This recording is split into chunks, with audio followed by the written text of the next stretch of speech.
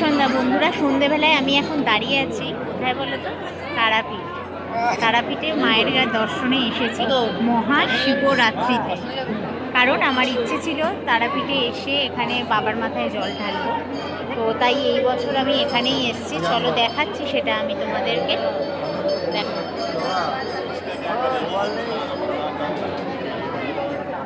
দেখতেই পাচ্ছ তারাপীঠের এটা বাবার শিব মন্দির। চলো আরো ভালো করে দেখাচ্ছি তোমাদের।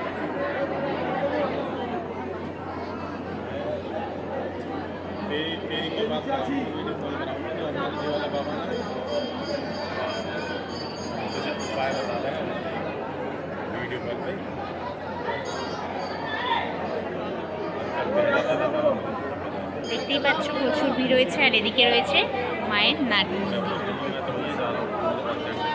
চলো দেখাচ্ছি তোমাদের নাট মন্দির।